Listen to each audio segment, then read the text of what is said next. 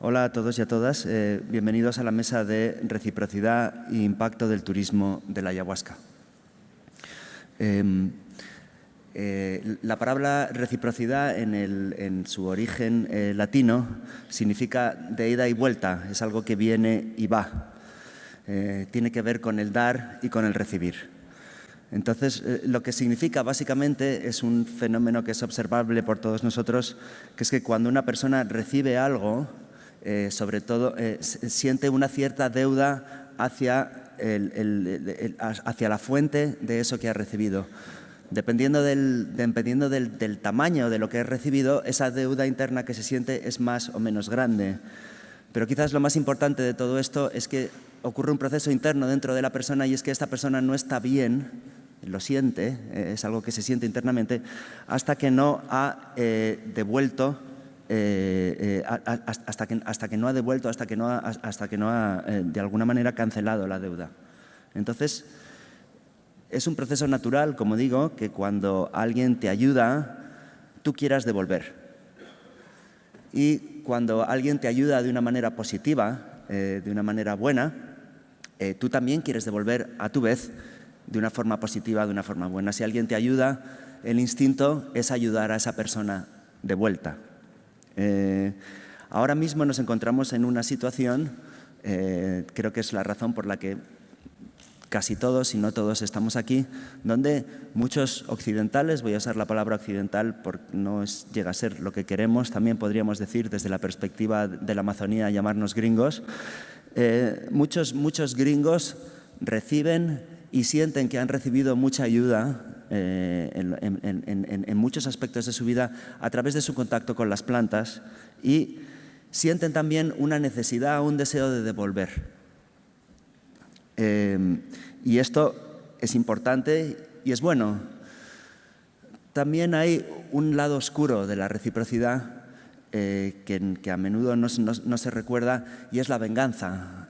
La venganza también es una forma de reciprocidad, es decir, la reciprocidad funciona para lo positivo y para lo negativo. Queremos devolver de lo bueno, pero también queremos devolver de lo malo. Entonces, siempre hay, en la reciprocidad hay también un lado oscuro. De la misma manera, en el fenómeno del turismo hay también un lado oscuro. En el fenómeno del turismo hay también un lado oscuro. En este caso no tiene que ver con la venganza, sino con una serie de dinámicas que son mucho más complejas y que tienen que ver con el hecho de que ayudar al otro, es decir, en el caso de la reciprocidad, devolver la ayuda que se nos ha dado, es algo, y sobre todo ayudar al otro de una forma efectiva, es un proceso mucho más complejo de lo que parece o de lo que debería. Como bien saben todos los terapeutas, los trabajadores sociales y en general los profesores, los maestros y en general todas las personas que de alguna manera hacen de su profesión hacer suyos los problemas de los demás. La ayuda, no como concepto, sino como acción efectiva, la ayuda efectiva es una cosa que es increíblemente o sorprendentemente difícil de hacer bien. Y un poco lo que vamos a ver en esta charla es cómo un montón de personas con buenas o incluso mejor que buenas, con las mejores intenciones, que han recibido una ayuda muy importante para ellos y en sus vidas, cuando deciden devolver, se encuentran, sobre todo cuando deciden devolver la ayuda y no saben cómo se devuelve ayuda de forma efectiva, se encuentran en toda una serie de dinámicas problemáticas. Es decir, que lo que es curioso, digamos, del lado oscuro de esta cuestión del turismo ayahuasquero en general o de la reciprocidad en general, es que todo está ocurriendo con las mejores intenciones del mundo y, sin embargo, desde lejos y a lo largo del tiempo se pueden ver una serie de efectos que no son positivos. Entonces, hoy en esta mesa vamos a hablar de esto, vamos a hablar del turismo de la ayahuasca, vamos a hablar de los efectos positivos, vamos a hablar de los efectos negativos y vamos a también mirar el concepto de reciprocidad como una perspectiva, una guía, un punto desde el cual se puede uno aproximar a estos fenómenos y recibir quizás unas pistas o un camino, una posible senda interesante. Voy a empezar hablando un poco del turismo en general y me voy a enfocar en una cuestión muy concreta que es lo que se llama la paradoja del turismo. La paradoja del turismo es un concepto que viene de la gente que hace de los estudios, es un concepto académico de los estudios del turismo y básicamente se refiere a un efecto paradójico que tiene la búsqueda turística como todos la entendemos. No estoy hablando ahora mismo de turismo ayahuasquero, sino del turismo en general. La paradoja del turismo es que justamente aquello que busca, o sea, los objetos de la búsqueda del turismo, las playas vacías, la naturaleza virgen, lugares donde no hay otros turistas. Precisamente el objeto de la búsqueda del turismo, una vez lo encuentra, lo que tiende a hacer es destruirlo. ¿No? Una historia, un ejemplo quizá paradigmático de esto es la playa de Phang Nga en Tailandia, muy conocida porque se ha hecho también una película que se llama La playa.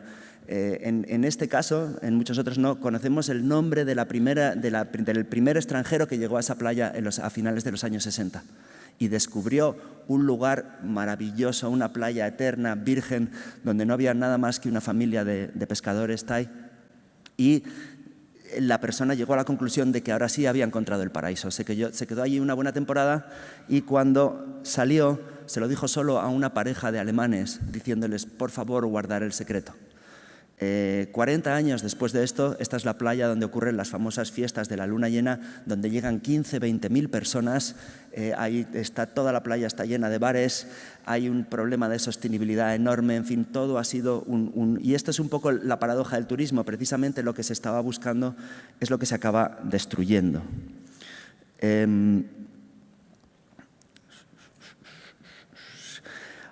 Entonces, este es un aspecto, ¿no? Digamos, destructivo del turismo que está muy claro. Esto también toma otras formas en zonas que no son, digamos, vírgenes, por ejemplo, las ciudades.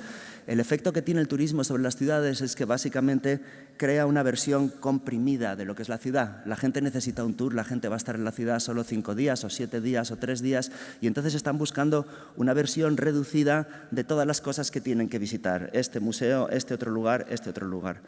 Según se van creando estos tours, van creando una especie de camino dentro de lo que era el mapa de una ciudad donde vivía gente. A día de hoy, con los viajes baratos, los vuelos baratos y todas estas cosas, se da un fenómeno paradójico ya en todas las grandes ciudades, Londres, París, Berlín, España, y es que en cualquier momento que uno tome la población de esa ciudad, aproximadamente el 50% de la gente que se encuentra dentro de la ciudad son habitantes de la ciudad y el otro 50% son visitantes, turistas, gente de paso.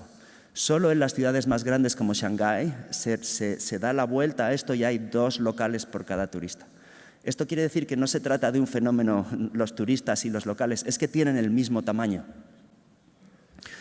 Entonces, lo que ocurre, por supuesto, es que cuando un grupo de personas que tienen el mismo tamaño que los que ya viven ahí vienen buscando un tour, la cantidad de dinero que estas personas están dejando tras de sí es tan fuerte como para redibujar la estructura de la ciudad de manera que toda la economía, todos los locales, todo lo que ocurre se va colocando alrededor de ese tour que siguen estas personas y de esa manera se hace un nuevo mapa, redibuja el paisaje urbano, ¿no? Estos son 2 ejemplos extremos, ¿no?, de los efectos del turismo, ¿no? Entonces, también hay otro aspecto quizá todavía más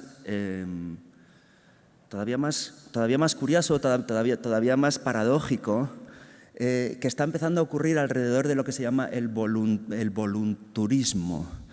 El volunturismo es un fenómeno nuevo que está tomando bastante actualidad, que es donde personas que hacen unos viajes más largos hacen unos viajes con el propósito de participar en algún proyecto de ayuda, de desarrollo, etcétera, en otros países. Gente se va de voluntaria a distintos centros. En este caso, el ejemplo que voy a dar viene de una entrevista que escuché con una mujer que tiene un orfelinato en Nigeria.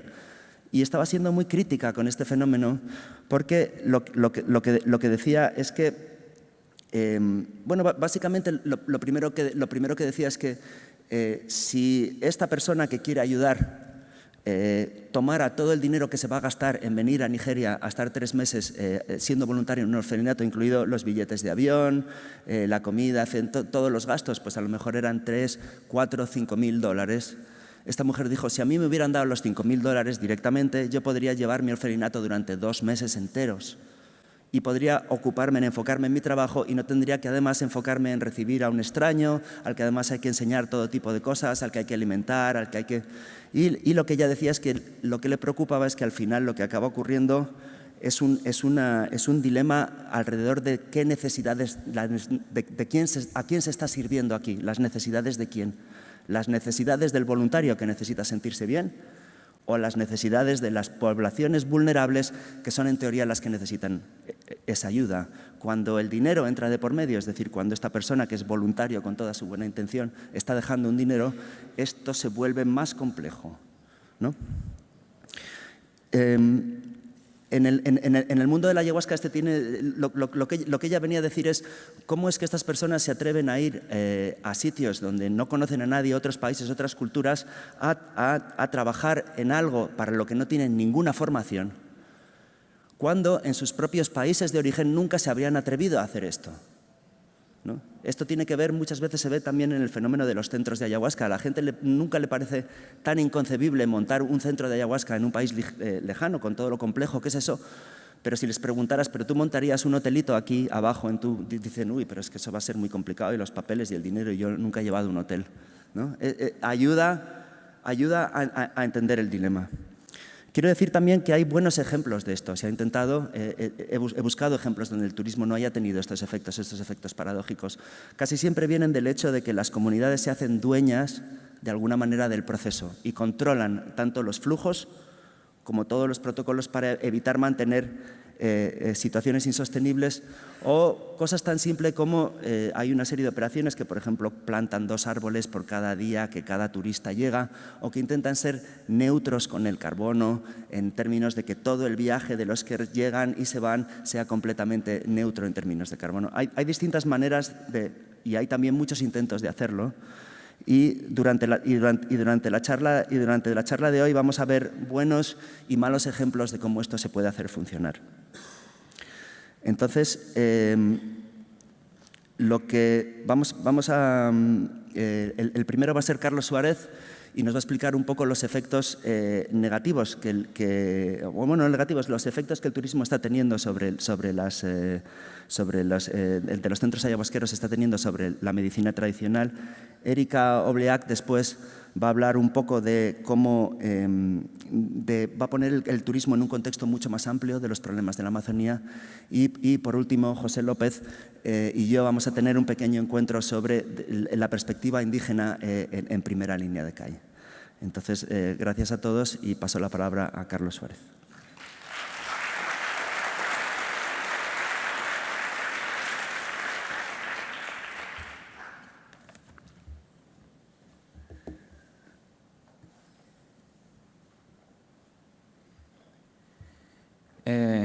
Buenos días a todos y todas.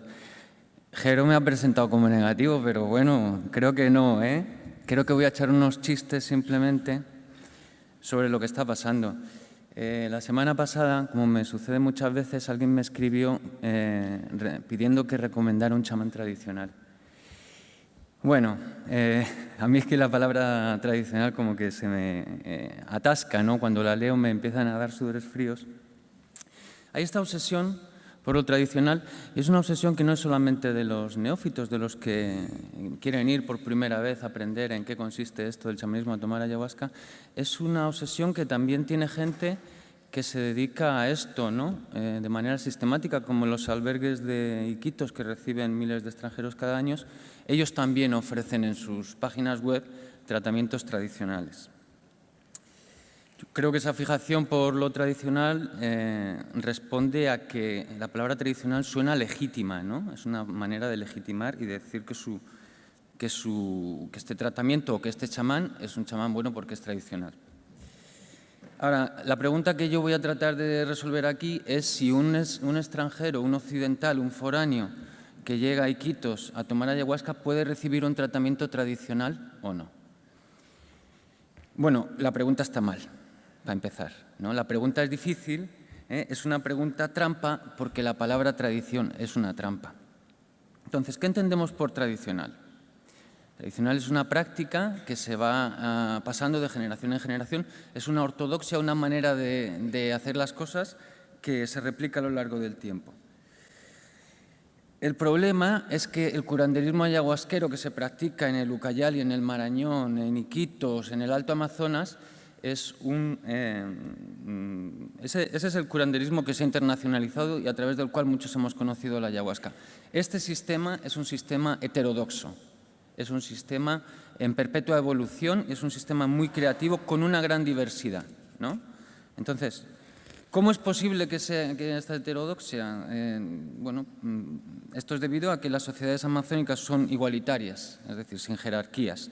Ningún adulto puede decirle a otro adulto lo que tiene que hacer, ni puede obligarle a través de medios socialmente legitimados, como son, en nuestro caso, los legisladores, los policías y los jueces, ¿no? Tú puedes obligar a alguien, pero no lo puedes obligar a través de unos mecanismos socialmente legitimados. La ortodoxia, por ejemplo, la ortodoxia de un sistema médico o la ortodoxia de un sistema ritual, solamente puede ser fijada por una élite.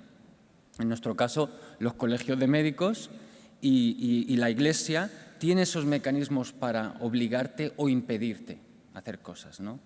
Entonces, esto no puede existir en una sociedad igualitaria. Por lo tanto, no puede haber ortodoxia. Por lo tanto, hay heterodoxia. Fundamental, ¿no? Ahora, alguien puede estar pensando, bueno, sí, pero hay una serie de elementos comunes en todos estos curanderos que trabajan en el Amazonas, en el Marañón, en el Ucayali y en otros sitios, ¿no? Bien, hay comunes, sí, de acuerdo, pero yo no les voy a llamar tradicional. En esta presentación yo les voy a llamar simplemente tratamientos locales. ¿A qué voy a llamar tratamientos tradicionales? A los nuevos tratamientos que se han inventado en los albergues. Ahora, ¿cuáles son las diferencias entre estos tratamientos locales y estos tratamientos modernos tradicionales? Pues son sustanciales en muchos sentidos, ¿no? La primera, fundamental, es el uso que se le da a la ayahuasca en un sistema u otro. En el sistema local, la ayahuasca es fundamentalmente la herramienta del curandero para conectarse con el mundo de los espíritus, o como le quieran llamar, recibir la información sobre qué enfermedad tiene el paciente y qué medicina hay que darle, y recibir los cantos sanadores que se van proyectando para la curación. Es decir, tú vas a todas estas ceremonias y en muchos casos los pacientes no toman, especialmente si están enfermos. Ahora, frente a esto, los nuevos tratamientos tradicionales, la ingestión de la ayahuasca es fundamental e imprescindible. Nadie viaja a Iquitos pagándose $1000 por una semana de tratamiento para sentarse en la noche a que le canten. Hay un nuevo papel de la ayahuasca. La fe se reconduce del mundo de los espíritus a las moléculas contenidas en la ayahuasca. Tanta fe, por cierto, en las moléculas que se llega a tomar hasta 6 veces en 10 días, 4 veces en 6 días, etcétera, etcétera, unas frecuencias que son absolutamente insólitas en el contexto local, ¿no? Bueno, por supuesto, hay excepciones. Estoy haciendo una generalización a la que estoy seguro de que gente puede encontrar muchas excepciones, ¿no? Pero creo que marca una tendencia bastante clara.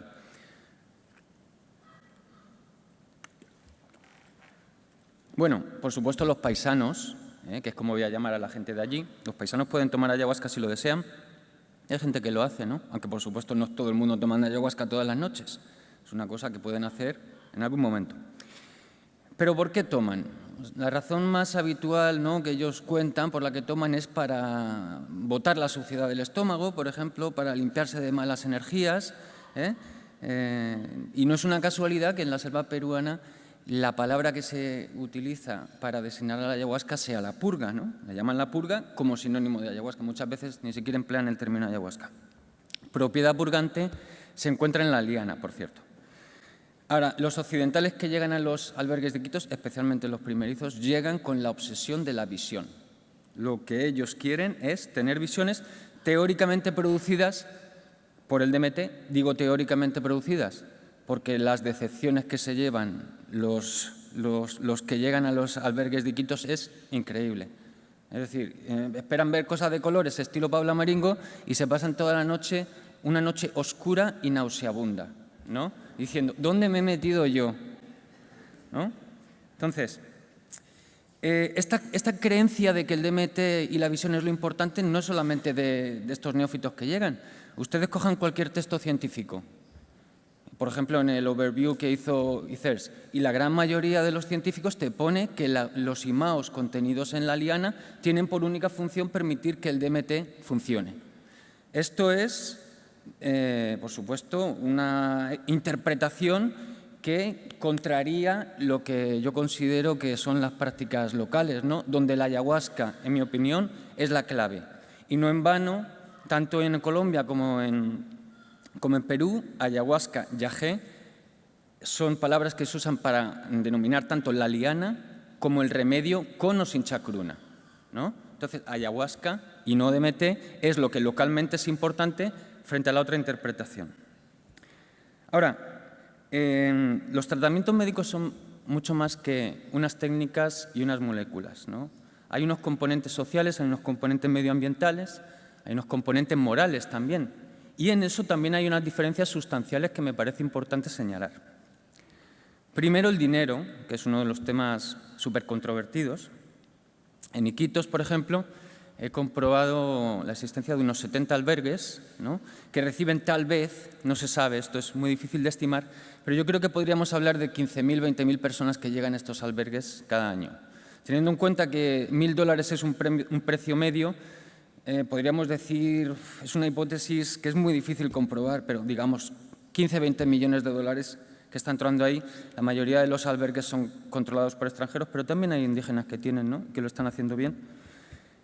Muchas veces la reacción a estos datos es, esto es una profanación, etcétera, pero bueno, localmente el curanderismo ayahuasquero es un sistema profesional y abierto, es decir, es gente que cobra por su trabajo. Ahora veremos qué diferencias hay. Bueno, y la diferencia es evidente. En el sistema local no puede haber acumulación debido a determinados mecanismos sociales con los que funcionan los paisanos frente al nuevo contexto de los albergues de ayahuasca, etcétera, etcétera, donde la acumulación es importante, ¿no? ¿Por qué digo que nadie puede acumular? ¿O cómo es posible que nadie pueda acumular? ¿Cómo es posible que haya una sociedad igualitaria sin nadie que destaque? Bueno, esto es posible debido a la autonomía productiva fundamentalmente. Un hombre y una mujer reúnen los conocimientos necesarios cuando se casan para utilizar el bosque en su beneficio, para vivir una vida de abundancia sin dañar el bosque. Viven bien, ¿no? Entonces, no hay especialización productiva, no hay destrucción de la naturaleza, etcétera. Ahora, que el hombre tiene que hacer una serie de cosas, la mujer otra. Cuando uno de ellos es curandero, las cosas, tiene que cuidar de sus enfermos. Muchas veces los curanderos tienen en su casa a 4 o 5 personas, ¿no? Entonces, tienes que hacer ceremonias por la noche y no puedes salir a cazar, pescar, etcétera, etcétera. Su posición es insostenible si no hay una contraprestación por el trabajo que hace, ¿no? Por eso, este sistema de curanderismo ayahuasquero profesional y abierto requiere del dinero, ¿no? La diferencia, claro, es que en nuestros nuevos albergues, etcétera, etcétera, hay un proceso de acumulación, puesto que están en la economía de mercado exactamente igual que estoy yo. No estoy criticando los albergues ni nada, yo estoy formando parte de lo mismo, ¿no? Por si acaso alguien piensa, no, yo no estoy acusando a los albergues de nada. Pero hay acumulación. Y no solamente eso, que en los sistemas locales, mientras que los pacientes son una carga que se soportan por vocación, en los nuevos espacios, los pacientes cada día que se quedan son 100, 150 dólares, 200 dólares, que no digo que esté mal, pero que es un elemento a tener en cuenta. Bueno, hay otras diferencias, por ejemplo, diferencia medioambiental. Es que me ha hecho gracia la presentación de Chris, no es que me haya hecho gracia, es que me ha chocado, porque yo he estado investigando desde el 2013 este tema en Iquitos y mis conclusiones son absoluta y radicalmente diferentes, ¿no? Toda esa investigación la he plasmado en un libro que voy a presentar mañana a las 10:30 en la sala 3. El libro se llama Un cultivo rentable y pertenece a la serie de libros multimedia Ayahuasca, Iquitos y Monstruo Voraz. Voy a estar allá a las 10:30 y lo que les voy a extender, a contar de una manera más extensa, es que alrededor de Iquitos la liana ha sido erradicada de extensas áreas en la selva peruana. No es porque lo diga yo, ustedes van a escuchar a las personas que lo creen así. Segundo, ha habido un aumento de precio galopante. El precio de la liana se ha multiplicado por 4, por 5, por muchísimo dinero, lo cual implica una serie de consecuencias para la gente de allí. Y tercero, hay una evidente y clarísima disminución de la calidad de la materia prima, no por mis estándares, sino por los estándares de las personas que se dedican a procesar el remedio. No es que lo diga yo, es que lo dicen ellos, ¿no? Bueno, además de estas diferencias, hay unas diferencias morales. Un momentico, por favor.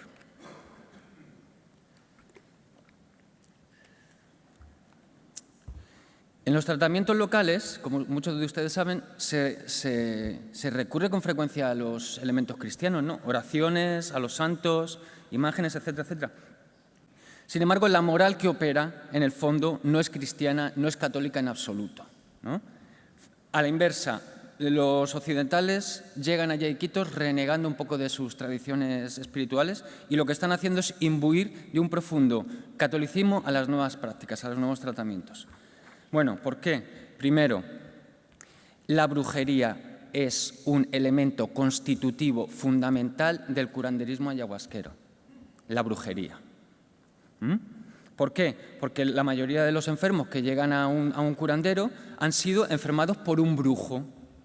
El curandero tiene que coger el mal y devolverlo al que lo ha enviado. Pero es que el supuesto agresor, cuando recibe el dardo, dice, pero bueno, si esto no he sido yo, y se lo envía al otro, y este al otro, y eso se convierte en un lío increíble de guerras chamánicas que están ahí siempre, siempre. ¿Ya? Ahora, en los albergues, esto no existe, no hay brujería. No, tú lees las páginas web y nadie habla de brujería, pero es un elemento importante y cuando uno se mete en este mundo, empieza a aprender, tarde o temprano se da con ello, ¿no? No hay un curandero, en este sentido, vamos allí esperando encontrar al santo o la santa, no. Los curanderos no son santos ni santas, al contrario, son gente temida y controlada por sus sociedades, precisamente por su capacidad para hacer el mal. Hay que tener cuidado con esto. ¿Por qué? Porque cuando tú tienes un santo enfrente, te abres, te quedas vulnerable. Y ese es el origen, en mi opinión, de que haya casos de abusos sexuales y de abusos financieros, que no se puede saber hasta qué punto, pero a ver los haylos, sin lugar a dudas.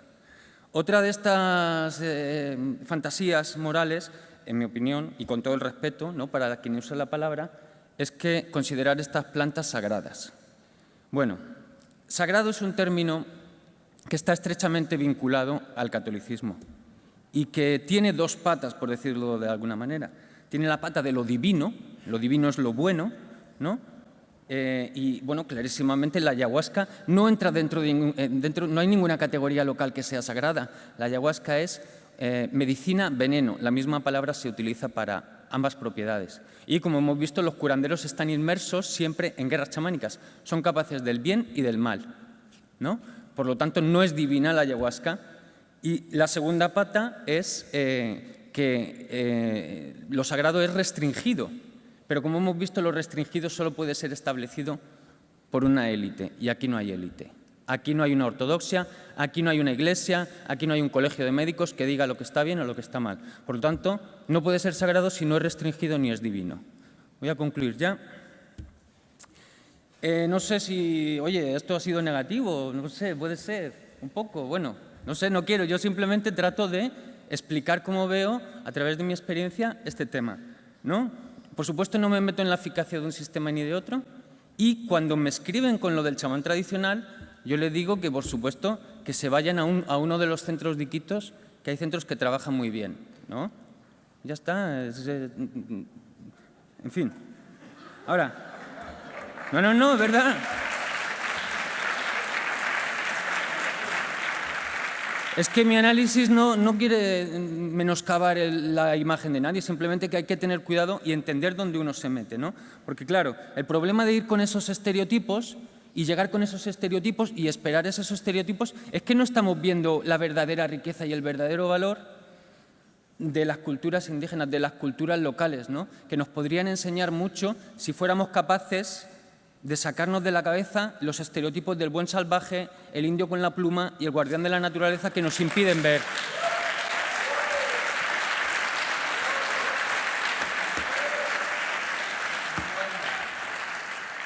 Bueno, muchas gracias.